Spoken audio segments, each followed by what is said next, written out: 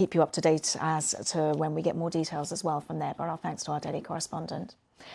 Now, Holocaust survivors, their relatives and also Ukrainian refugees are taking part in the annual March of the Living at the Auschwitz-Birkenau Memorial and Museum.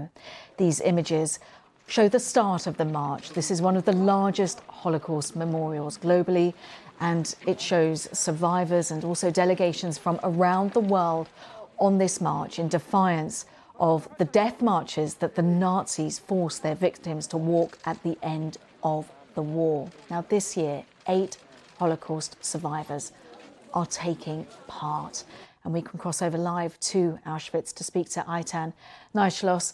Eitan, you're the grandson of a Holocaust survivor of Tamara Zizerman. You're taking part today. Just tell us a little bit about Tamara, an extraordinary woman. Thank you very much for having me. I'm standing here at Auschwitz at the gates of hell, holding a box that my late grandmother Tamara Zizerman of blessed memory handed down to my family, and inside are documents recording her horrific story. She was 11 years old when her entire family were brutally murdered in one moment. And a religious Christian family, the Chodasevich family, recognized as righteous amongst the nations at Yad Vashem, saved her, hid her in their chimney. She lived amongst insects. She was traumatized for months on end when the Nazis would knock on the door. And I came to learn of the contents of this shoebox just a few months ago, and I'm inspired by what I read, what I learned, and I'm very proud to be leading the march this year on behalf of the third generation.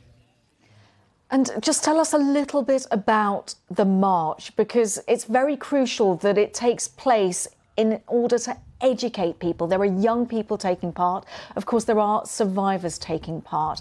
Only 8 this year. Yes, I actually took this shoebox recently to the House of Lords, where I received a ceremonial torch from a Holocaust survivor.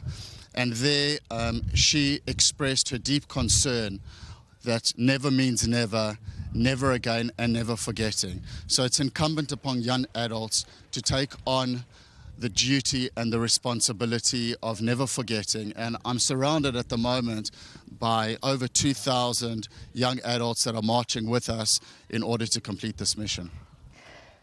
It is a place which it just is absolutely impossible to describe what happened there. I was there for the 70th anniversary of the liberation of Auschwitz, and I spoke to Halina Birnbaum, a survivor. These stories must be repeated. They must be shared.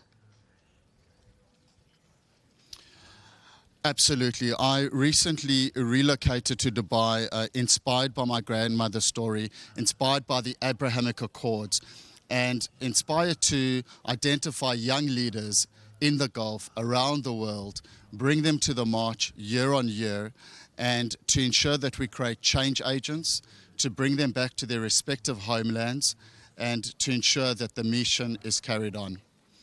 And this year, particularly important because, of course, it's not taken place for a number of years due to COVID restrictions, but also you've got Ukrainians taking part.